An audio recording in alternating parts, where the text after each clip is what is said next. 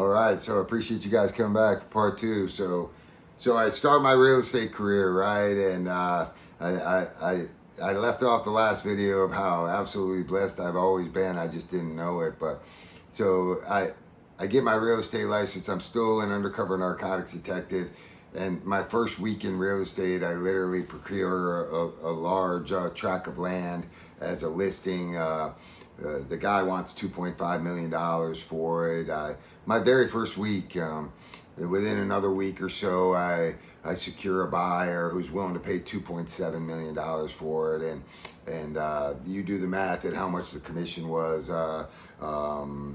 But I was able to secure a pretty substantial commission, and it closed within 30 days with very minimal conditions in the contract. So I tee up and I hit a home run automatically, and suddenly I've arrived, right? I get recognition, I get noticed. I'm the hot thing, at least in my own mind, right? I stayed with the sheriff's office for a little while more, because I had absolutely no idea what I was doing in real estate. Things happened to me, right? The synchronicities, the coincidence, the signs, everything just kind of laid together. But I was oblivious to them, man. I couldn't see the forest through the trees. I was just doing the next thing with no plan and no outlook, but I had met a couple of individuals, one in general who had some significant success in the real estate industry and was purchasing a real estate company in Sebastian, Florida, and I was offered and negotiated to become the broker of that company, a mid-sized company of 30 to 35 agents, and again, seeking something external to fill this tremendous hole in my body, right?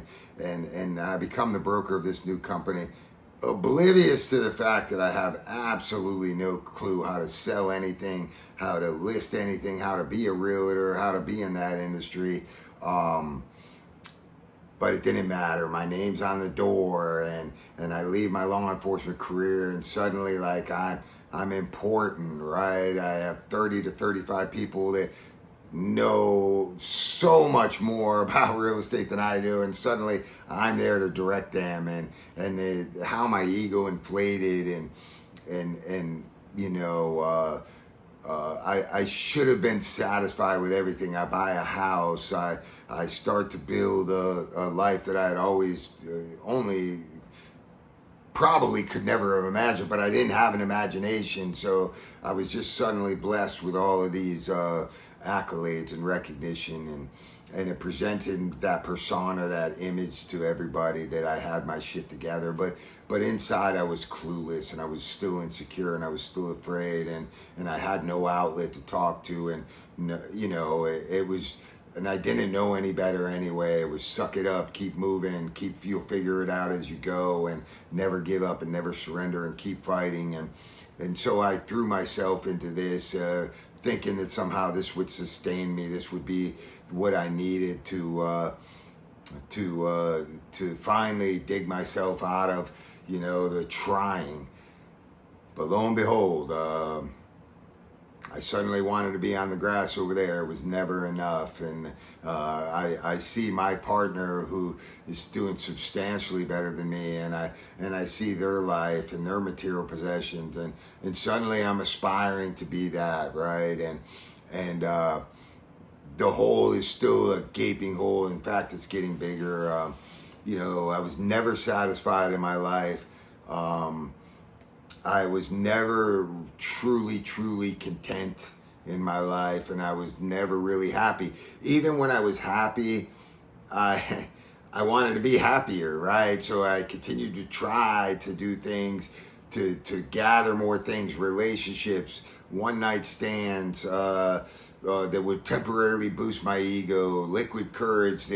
I had no idea what I was doing, and now I'm out of this militaristic environment of law enforcement in the Marine Corps, and suddenly I'm thrown into this foreign world that there were no boundaries on me. I could literally go have a drink at 10 in the morning, which gave me that courage to leap out there and be the persona that I needed, right? The actor that I needed to perform, right? Without it, I was lost and rudderless, and so that in my mind gave me the self-worth that I needed to perform, and within a year of being there, like I remember being on the boat with a couple of people who have prominence of substantial means above me on this competitive scale, right? That I aspired to be like.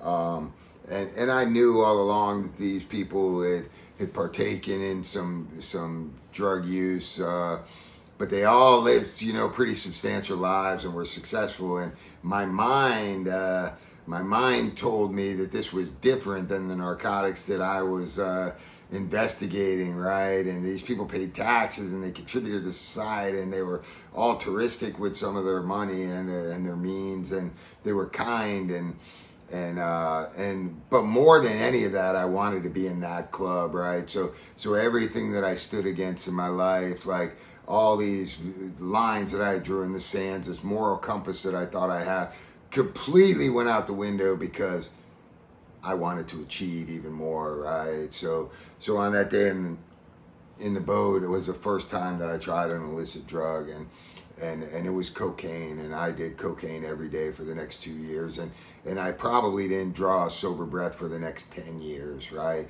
Because suddenly now, like, it wasn't that I was addicted to cocaine off rip, it wasn't even that I liked it, right? But I continued. Now I got noticed some more, right? It was a funny joke. It was, wow, we're doing cocaine with a former undercover narcotics detective. Like it was, I was being recognized, even if it was negative or even if it was, a laughing matter. It was, oh, they're noticing me now, like I'm in this club and I'm trying to get to that grass, unknowing that it's the same damn grass that I'm over here, and that grass isn't going to fulfill me. It isn't going to sustain me, but the pursuit of that, like I had to be on that grass, and I had to be a big shot. It wasn't enough to just come in and do a little bit of cocaine with people and go to work, right? Number one, now I didn't have to put in work to get that courage. A little bit of cocaine, bang, I got the courage to be this inauthentic person that I was half of my life anyway, and I didn't have to drink for hours or build myself up, and there was no crash. I could do cocaine all day and sell the shit out of some real estate, right? Or lead the hell out of a meeting, or it was suddenly the Superman type feeling for me, and but at the same time, it was I had to be the big shot, right? I had to continue to get noticed. So how do you continue to get noticed? I would buy cocaine by the ounce, and I would bring it in and throw it on the table, and we would all sit around and laugh and do cocaine all day, and this went on for the next 2 years, and it transitioned into other drugs, right? And at this time, I was still seeking new and exciting things, and but the walls are starting to close in on me a little bit, right? I have these big deals right in front of my face, and if I could just close this, right, or if I could just close that, I'm trying to buy a golf course that I have no idea how to develop property or what to do, but I'm throwing my seemingly meager funds around in hopes to acquire more, right? But inside, I'm just dying, man. I am dying, and the hole's getting bigger and bigger, and I'm shoveling in there, and there's nothing I can do. And by this time, the economy's starting to crash, the real estate market's tanking, financial institutions are in ruin, people are foreclosing and bankruptcy, and I have to close down, or my partner has to close down this real estate firm, and I'm suddenly out of a job. And by this time, I had transitioned from the cocaine more to an opiate and benzodiazepine and muscle relaxer soma type combo, right? And I'm completely losing. I don't even want to say who I was, because even that person was lost, but I'm completely falling down this rabbit hole that there's and digging the ditch deeper and deeper and deeper, and there's no way out. So the real estate office closes, and the next 3.5 years or so, I go through 5 different jobs, and my substance abuse is, the walls are closing even further and tighter, and I'm in such despair and such depths of loneliness that it's difficult to comprehend unless you've been there. But I'm still fighting, right? I'm still presenting this image that there's nothing wrong with me, and I was lost, man. And in May of 2013, I get my first DUI in West Palm Beach, where I rear-ended somebody at a red light doing about 40 miles an hour, and thankfully nobody was hurt. But I'm arrested, but it's out of town, so in my mind tells me people don't know that I really have an issue, even though I'm not seeking external things to fulfill me anymore. I went the complete opposite direction. I'm incapacitated 20 hours a day. I'm unemployed and unemployable. I'm selling drugs to support my habit. I've become the antithesis of everything that I had built up in my life. This facade that I had built, this image and my identity, and I'm selling drugs. Those 4 hours that I'm conscious, I'm forcing myself to be conscious, and I'm just seeking obliteration as much as I can. By this moment, I'm living in a single wide trailer and completely destitute. There's 2 other drug addicts living with me.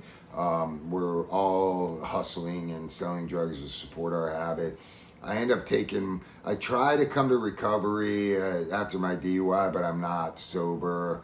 But it's the first time I realized that this substances might be a little bit of a problem in my life, and I know that's just how clueless I was. But I was still unable to admit defeat. I was still unable to. I thought I was surrendering. I got a problem by walking into this room, but I'm still like justifying. I'm still saying like, if I could just stop doing this, I will be all right. And another 2 years went by. I ended up taking my DUI to trial because I'm so smart, right? I can outsmart the cops, and I know how trial works. And being in law enforcement, I take it to a jury trial. I'm acquitted. I'm found not guilty, and all that did was perpetually keep me in the darkness for longer.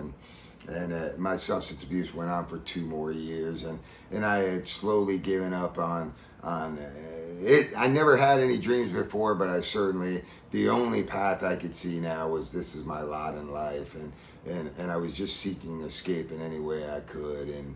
And there's a wonderful saying from Lao Tzu, from Taoism, that says, "Wonderful new beginnings are often disguised as painful endings." And I can tell you that in mid-May of 2015, some 2 more long years of daily suffering after my DUI, I'm taken down in the Walmart parking lot by the same unit that I used to work for, taken to jail for several charges, including multiple sales of various substances, controlled narcotics, possession of the narcotics, unlawful use of a two-way communication device, using a cell phone to solicit drug deals.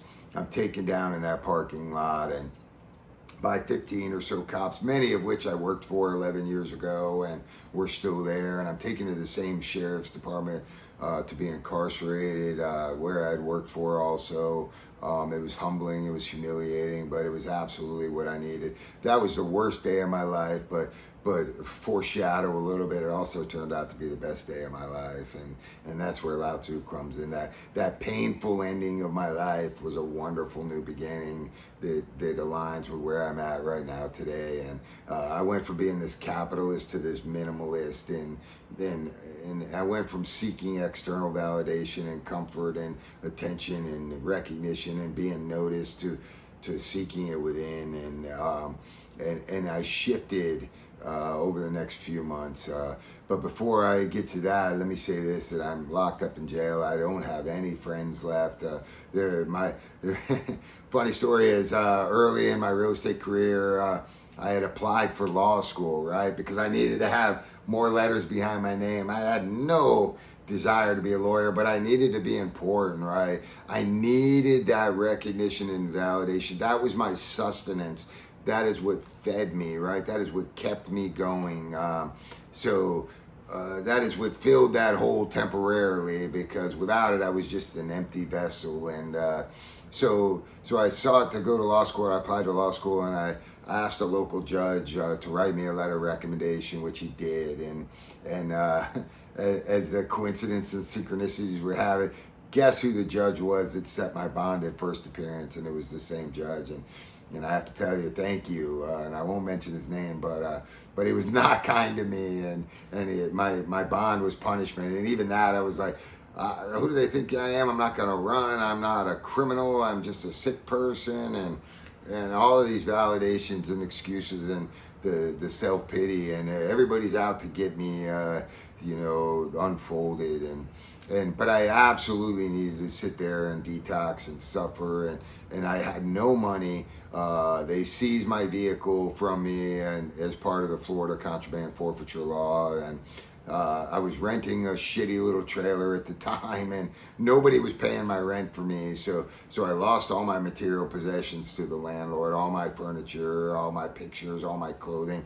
Every attachment that I had suddenly fell, right?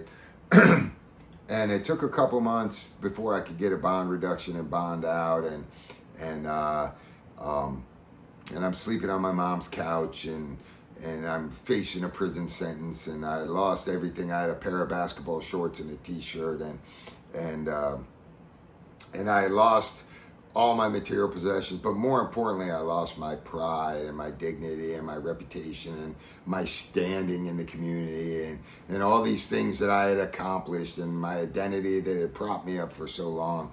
I suddenly realized my life was over. I'm 44 years old, and I'm in this downward spiral, and there's no way out. Just kill me now. There was no hopes, there was no dreams, there was no digging out of this. I was ruined, and I started going back to recovery meetings, which played a very instrumental role in this process. It's like all these things came together at once and it collided, right? Being stripped of my identity, being stripped of my attachments to things external, realizing that I can suddenly no longer hide this fact, having all these labels and attachments and pride and ego deflation and humility and being humbled, and also the process of self-reflection that I learned in a 12-step meetings, and all of it kind of collided where I suddenly realized like that my trying to surrender, which was preventing me from surrendering, I was surrendered. I was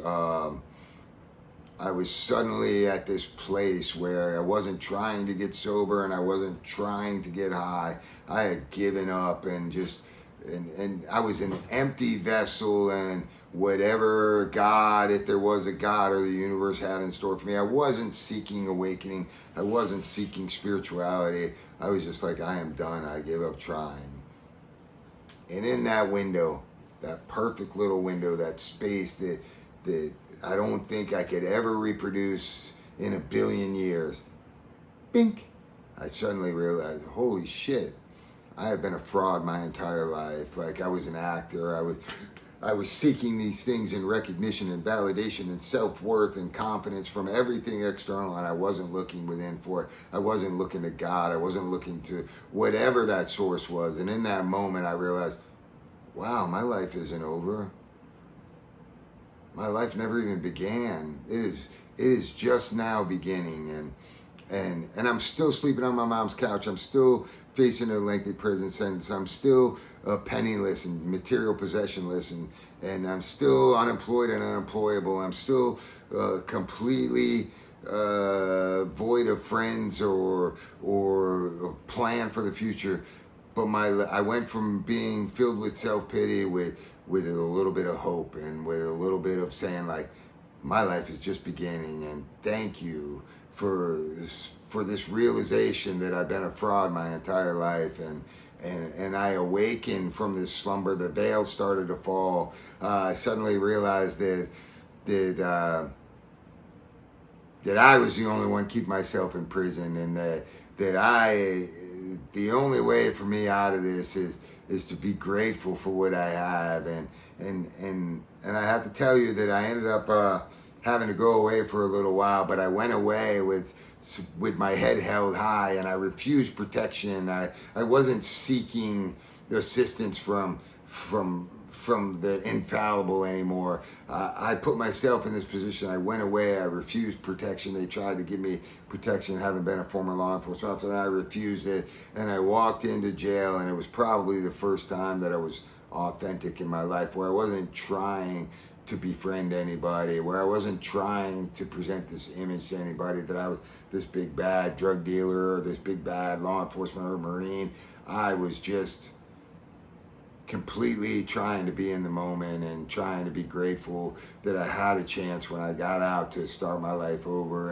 And some of the most meaningful relationships I've ever made in my life, I made when I was incarcerated, and in those moments, like realizing that I don't have all my stuff together, and what I know is but a droplet, and what I don't is an ocean. But my awakening caused me on this path to ridiculously try to investigate what had happened to me, right? Using my finite brain to understand the infinite, or to understand God, or consciousness, or presence, or creator, or source, or energy, or Holy Spirit, or whatever it is, stillness, right?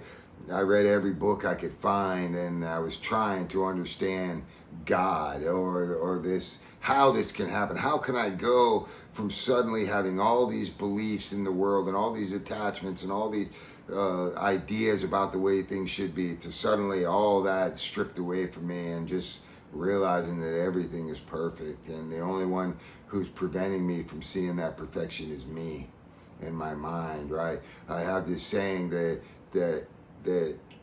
all knowledge is taught to you, and I wasn't aware of this at the time. All knowledge is taught to you, but true knowing can only be experienced. It can only be felt, right? Like nobody taught me this. Nobody showed me. There were people that pointed and guided, but I had to walk the path. I had to look within. I had to seek the answers to the questions that I wanted answers to, and many of them still haven't been answered to this day. But I no longer lie in this delusion that I can wrestle satisfaction out of life, that I can figure this out, that I can by accomplishing, I can fill this hole. The only thing that has filled this hole is that presence, that source that permeates all of us, right? And the only way I experience that is by being still and knowing, and by being of service and giving, right? I give, and I give, and I give, and I give, and I try to love the people that are right in front of me, and without any attachment to the outcome, and whatever happens. It is the emptying of this vessel. It is constantly emptying the vessel, stripping away my conditioning and the things that I think I know, and just allowing whatever to happen, and in those moments when I'm not trying to attain anything, I get a little more awareness and growth. Although it doesn't feel like growth, it's oftentimes this painful process. It's like this sudden realization that I've been keeping myself from experiencing even more, and the only person lying to Howard is Howard, right? And if I'm seeking the answers from anything externally, then I'm continuing to miss this the true knowing that can only be experienced from looking within, only from touching that perfect source, that God, that consciousness that permeates me and all of us. And I have this analogy that I was sharing with a couple people this week, that if I am the ocean, or if the universe is the ocean, and I am floating on top of it, and I'm getting battered by the waves, and beaten and pulled by the currents, and constantly the chaos of what appears to be reality, all I had to do was dip my head about 3 feet below the waves, and there's this perfect calm, and this perfect stillness, and this perfect 99.999% of the ocean is a beautiful majestic, perfect stillness, and and the only place I had to look was within, or was underneath the waves, underneath the chaos, underneath the presentation that's out here, the distractions, the following the crowds and listening to other people, and all I had to do was be still and listen to that inner voice, that instinct, or that God consciousness, whatever you call it. It's just a word to me, and it's about building a relationship with that, and it's about touching that, quieting the mind that screams, and listening to the heart that whispers, and it's practice and practice and practice. And today I live such a beautiful, blessed life. I'm blessed to be able to give almost all my time to others, and what I mean by others, it's just not in the recovery setting, to my children and to my grandchildren, and to the people that are right in front of me, that I try to be kind, loving, tolerant, accepting, and giving, and that God's hole gets filled, right? But it gets filled by giving, right? If I need affection or attention, then I probably need to give it more, because the more I give, then the abundance I receive. I'm graced with this abundance, and I keep giving it. It's spilling over, it's overflowing, and I caught a glimpse of that by dipping my head underneath the waves, but I had to give up trying to achieve that, and when I did, I continually am blessed. And it doesn't mean that I have don't have hard times, and it doesn't mean that I don't experience difficulties, but I'm under no illusion today that like anything outside of me is gonna fill that hole, right? It's like God hid himself in the last place I would look, and that is within me, right? I'm looking under every rock, everything, money, possessions, status, prestige, relationship, everything to fill this hole. And the last place I had to look was internally, right? And I still try to look in there, and I still have conditioning that I have to unfold. I still have ego that I don't even know. You know, I have this other saying that you don't know what you don't know until you know it. But once you know it, you can never unknow it. So I don't know much today, and what I say, I know by the droplet, and what I don't is the ocean.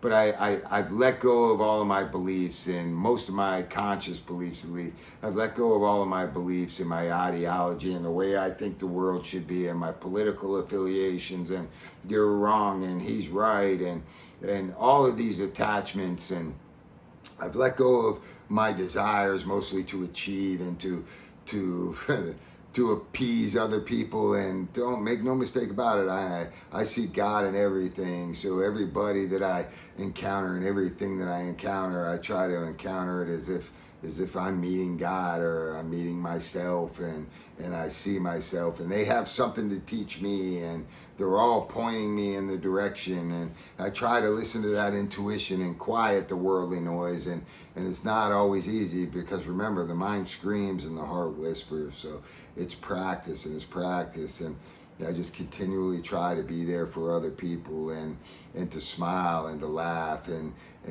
to be witty, and not everybody's gonna like me, and I'm not everybody's cup of tea, but I love absolutely everybody, because I see that presence beneath their aura, beneath their persona that they present to me, behind that mask that they present. I see the perfectness in everything, and I didn't do anything to achieve awakening. It happened to me, and today I am so blessed, and I've always been blessed. I just didn't know it, but this realization of awakening has been so profound for me, and it's changed my life instrumentally. That if I'm feeling insecure today, or I'm feeling afraid today, like I'm able to walk through that without that liquid courage, or without that sustenance. They gave me sustenance before. I seek my sustenance elsewhere, and I know everybody has their own ideology and beliefs, and I want to be inclusive in my life and not exclusive. I don't know anybody's avenue towards spirituality, awakening, and I don't think it matters at all. Awakened Ave is a one-way street to me, and we're all traveling in the same direction, and we're all seeking that same source of sustenance that is internal and not external, right? You can never not be connected to God or source or energy or universe or consciousness. It permeates every single thing that is or ever was. And I read this one book one time as I was seeking God and I was trying to figure out God. I read this one book and it was called Cutting Through Spiritual Materialism.